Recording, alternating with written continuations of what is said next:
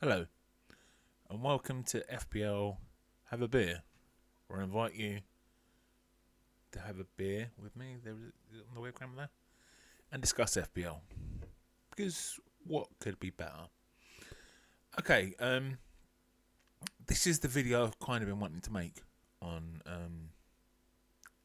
my YouTube channel, and it's about FPL mental health.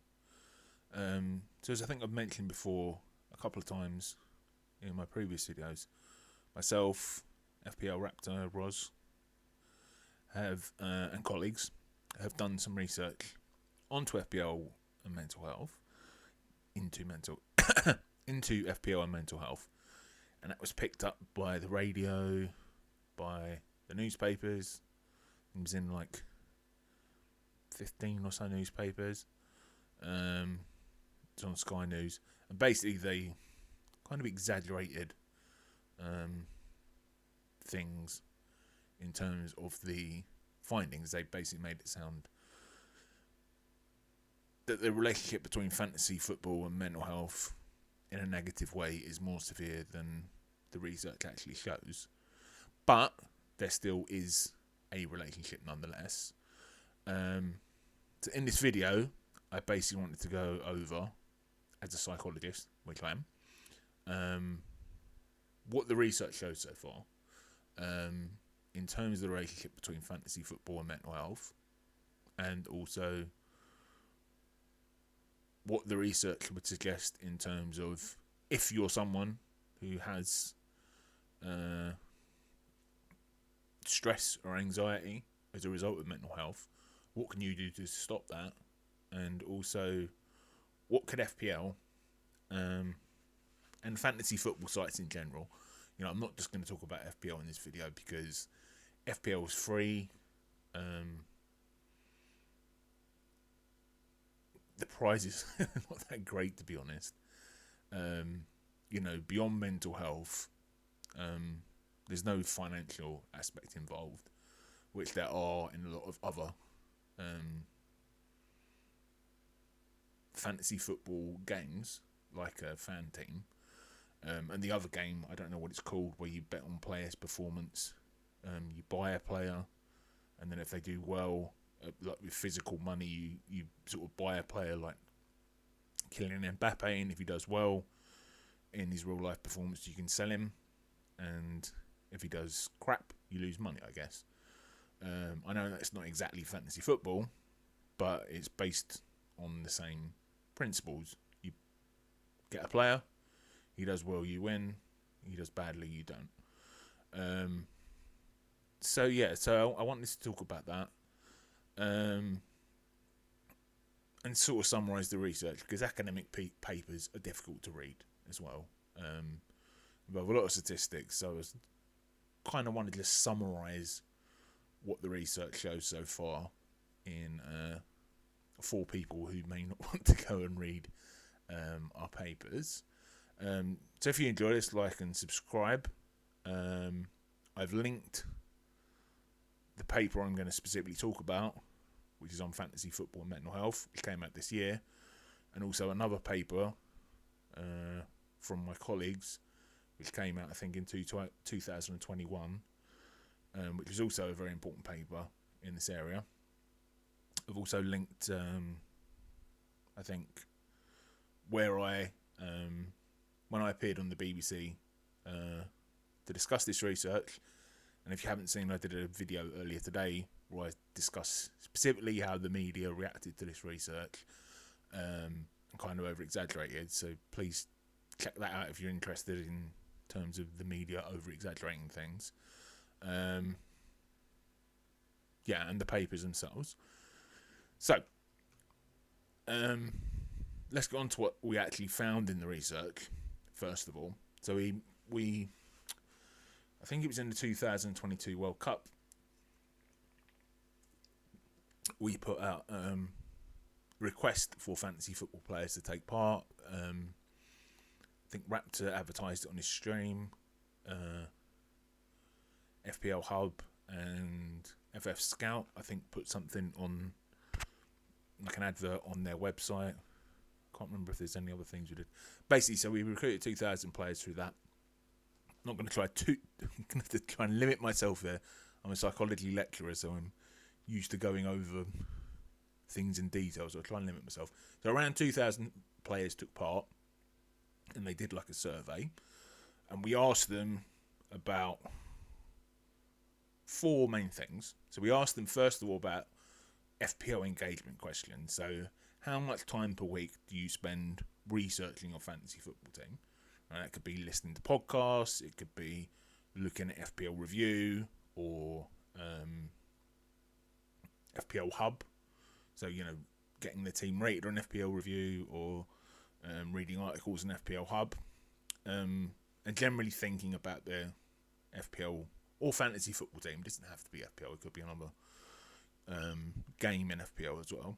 So we got from that a measure of engagement, like how much time does someone spend in their daily, or actually weekly life spending about fantasy football. We also asked them how many times they check their rank. So that could be on the official FPL website, although obviously that takes a long time to update. Or it could be on live FPL, which, if you've never used it before, gives like a live real-time update. Well, pretty much real-time. It takes a couple of minutes to update during the game in terms of where your team are. So, for example, if Chris Wood scores like he did tonight, I can press refresh on FPL Live, and it will, within a few minutes, show the changes in the scores and the changes in my rank. And then we also measure time comparing. So that's basically the time someone spends comparing their team either to players in their mini league. So, going and looking at another team. If you're in a small mini league at work, for example, you might go and compare your team to see if you can block. If he or she in your work league owns Haaland and you want to block them, then you can transfer Haaland in to block them getting points. To make sure you get points that they do. Yeah, so if it doesn't matter anyway. Basically, we measured the time they spend comparing the leagues, either with their mini leagues or, more importantly, online. So how much time do they spend comparing their team to other players on X/Twitter or with players in their mini leagues. We also measured financial involvement, which was how many money leagues, so leagues that involve a financial prize, the player was involved in. And then we measured anxiety, stress, and other issues in life, like, for example, not concentrating at work, that were caused by FPL. Now, that's really important to say, because when the media reported on this type of research, and will do in the future, they report that FPL is responsible for massive stress in life.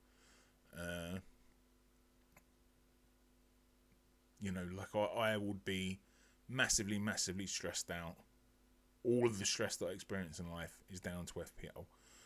And that's not how we measure, in this study and in most previous studies, how stress is related to FPL. So in this study, we asked how much is anxiety, stress, issues in your life, like problems at work, actually caused by FPL. So it's not, how much stress do you have in your general life? It's how much stress do you have in your general life that was caused specifically by FPL. So it's not like someone, when they have a bad game week, is suddenly going to go and develop an anxiety disorder. They might have really little anxiety in the rest of their life, but the one cause of anxiety is FPL. You could have someone else who has massive amounts of stress in their life, but FPL causes them very little stress. So it's not a measure of how anxious they are generally, it's just how much FPL causes them to feel anxious and stressed. And we'd hope for most people, that's not going to become a clinical thing. You know, we get pissed off at the weekend, or maybe we don't get pissed off at the weekend if our team does badly, but it's not causing a psychiatric problem or anything like that. But it's still an issue. You know, if you're spending your Sunday night or Saturday night going around feeling pissed off because your triple captain didn't work, you know, it's still an issue. And we also measured positive moods. So how much does FPL cause people to feel positive? So, yeah, the opposite of the other measure.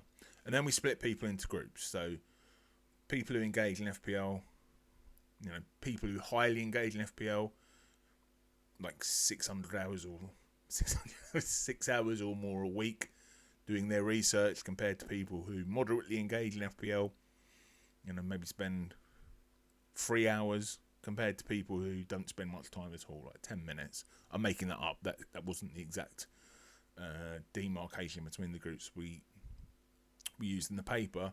And then we split everyone up into groups. Also, how many times do you check their ranks, how much financial involvement, and then we compared the groups in terms of how much stress, anxiety and positive mood they had in terms of FPL.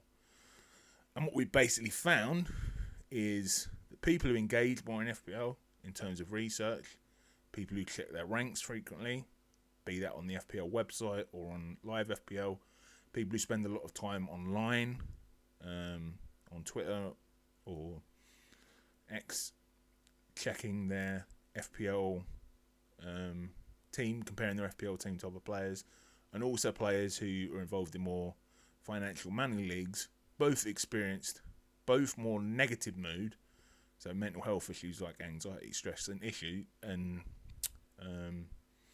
issues in daily life, like problems at work because of FPL, but also experience more positive mood.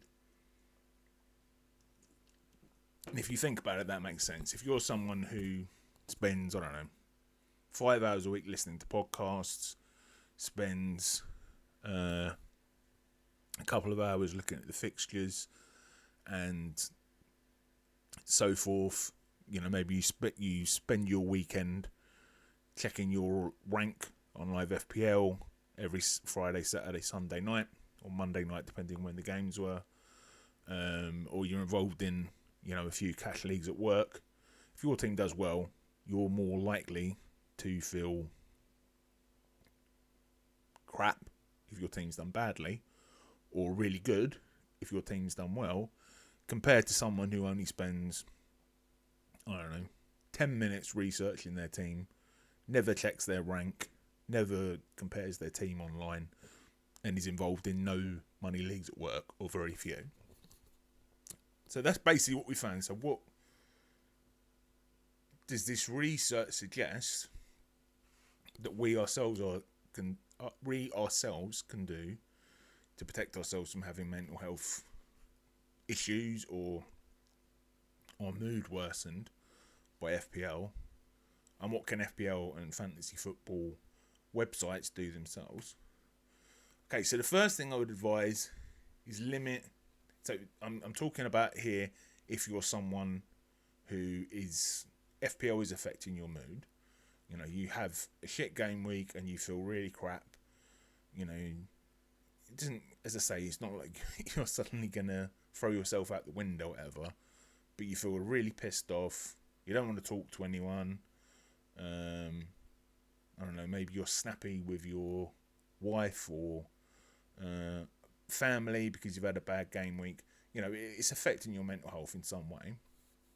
Those are the people I'm really talking about. You know, some people will have a bad game week and will be absolutely fine.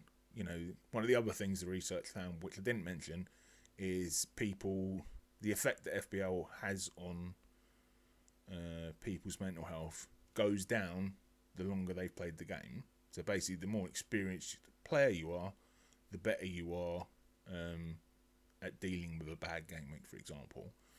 I guess that's partly because you've had lots of bad game weeks, because you've been playing, if you're like me, for 10 years. Or you've learnt with some sort of strategies to cope. But if you are someone that gets pissed off or whatever, if you have a bad game week, what can you do? to first of all limit your time spent engaging in FPL research. If you're spending 8 hours a week listening to podcasts, I do that. Let's increase it. I don't know. If you're listening to, say, 2 or 3 podcasts every day, looking at the fixtures every day, etc., perhaps step back from that. Especially if you've had a bad game week, if you have a bad game week and you're pissed off, don't dive straight back into listening to loads of podcasts. I mean, A, that's going to piss you off because you're going to probably be listening to people who've done better than you, and B, it's good just to get a break, get away from it. So don't spend too much time engaging in FPL. Generally, if you're getting pissed off when you have a bad game week, it's probably a sign that you're too involved in the game anyway. So it might just be a good idea that you stop researching and stop engaging with FPL so much. It doesn't mean you have to delete your team, but maybe listen to 2 podcasts a week instead of 8. Spend a couple of nights a week looking at your team instead of 5. Don't check live FPL rank, especially if your players are doing badly in a given game week. So if this is a famous example, not a famous example, but a good example, Son, Heung-min Son a few years ago, loads of people brought him in to captain him. I think it was against Brighton, and then he got sent off after like 5 minutes or something. And I went straight away and I was like, a lot of these things, by the way, I'm guilty of doing. Checking is particularly early on in my FPL playing days. Check live FPL rank. What's it going to show me? It's going to show me that my rank's gone down. Son's been sent off. What's the point of me doing that? It's stupid. I mean, one, I might own a differential player like whoever, it doesn't matter. A differential player like Salomon Rondon, if any of you remember him, and he scores 4 goals the next day. My place, by the end of the game week, my rank's going to go up anyway. So what was the point in me stressing out about Son? And what's the point anyway? You can't do anything about it. That's one of the big things with FPL. You can do absolutely nothing about what happens once the deadline passes. So I wouldn't check live FPL during a game week, basically. If FPL causes you mental health issues or stress or anxiety, don't spend too much time on X. So I've only Twitter. So I literally have only opened a Twitter account in the last this week because of this channel. I've never had one before, but I do understand from listening to lots of content creators and other people that, if you've had a bad game week and you look on Twitter, you're going to see scores of thousands of people who have done well. Because even in a shit game week, someone's going to have done well, and that's just going to make you feel even worse. So stay off social media, X, etc. if your team has done badly in any given game week.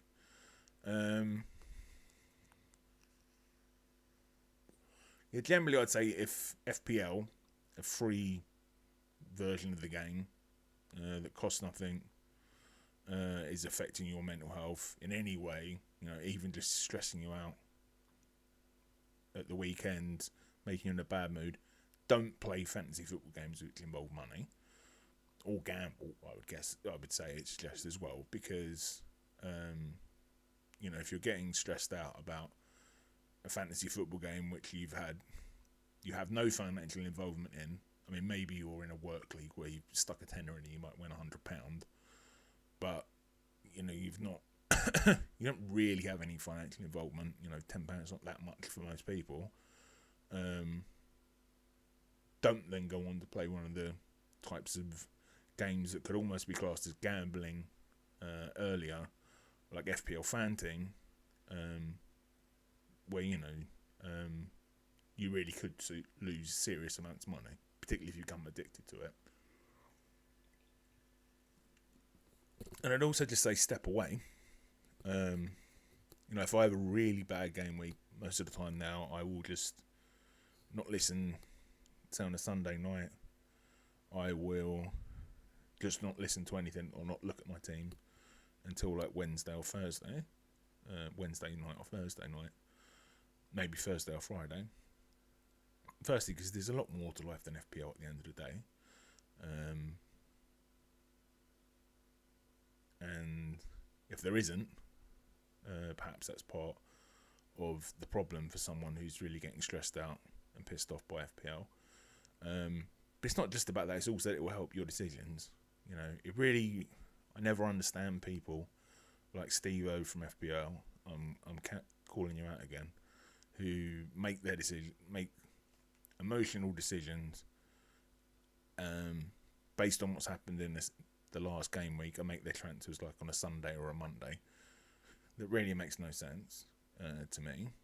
And what's probably going to happen is the transfers you make on the Sunday and Monday are going to go wrong because you didn't really think through them, you didn't disconnect your emotions, and then the following week you're just going to have another shit game week because the transfers you made weren't that good. So yeah, step away from things, particularly if you have a bad game week. It will help your decisions, and it will just help your emotions as well. Okay, so to move on for that a little bit, what could FPL and other fantasy football games do to help their players, to help the player base experience less extreme emotions? Now, partly we can't really put it on them, if someone is an emotional person and they get really involved in stuff, they are going to experience positive emotions when the team do well and negative emotions when the team do badly as a result of that. But I think there's a few things they could do. So these first two were not suggested by the research that we did, but are just thoughts that I've had. First of all, I would get rid of price changes. For someone who's really involved, I don't do this anymore, but I have done in the past. Checking price changes every night. It's just a mind fuck, and it's one of those things that makes you overly involved with the game, I think. Having to check price changes. I think you can still have price changes, but have price changes only come in. I realise that price changes do make the game a little bit more, it helps the game keep up with players' form, etc. But have them applied immediately after the deadline, or immediately when the game refreshes. So, for example, if Palmer's 10.8 on Sunday, he should remain 10.8 until the next deadline passes on a Saturday, and then he goes up to 10.10, or whatever the number of transfers he's had in would result in him being increased by. His price shouldn't be increasing on Tuesday night and Thursday night or whatever. And if you have to do that, have a more transparent system. Don't make us go on sites like FPL Hub or FPL Flicks or FPL Statistics that are basically just trying to guess whether price change is going to happen. Tell us, so we can actually make an informed decision. That would help with actually playing FPL, but it would also help with people not being so stressed out as they're not engaging so much and they're not having to make it such a big part of their life. I would get rid of the current deadline as it stands. I've already made a video on the fact I don't like deadline streams. It's not really that I don't like deadline streams. I just don't like the current game as it stands in terms of the deadline. It causes stress. We don't know if someone's, say for example today it was Leicester versus Nottingham Forest. We don't know if Chris Wood's injured. He wasn't injured, but say that he was yellow flagged or something. We have no idea. It causes people who are really involved in fantasy football maybe to watch the deadline stream, maybe if they've got something else they want to be doing, to see if there's any team leaks, which causes stress. It causes someone to use their time when they don't necessarily need to. Just change the deadline. It's just unnecessary. Either make it up until the first kickoff, so we can see the team, whoever's playing, whatever team kicks off first, or make it like, I don't know, 24 hours before. I don't know how moving it back would work, but you have to do something, because as it currently stands, it's stupid, it's stressful, it makes no sense. It just makes content creators money for doing deadline streams and getting loads of super chats, which they still could do. You know, they can still do that before the deadline and get loads of super chats. We just wouldn't be, you know, the super chats would just be about their advice rather than waiting for a team link.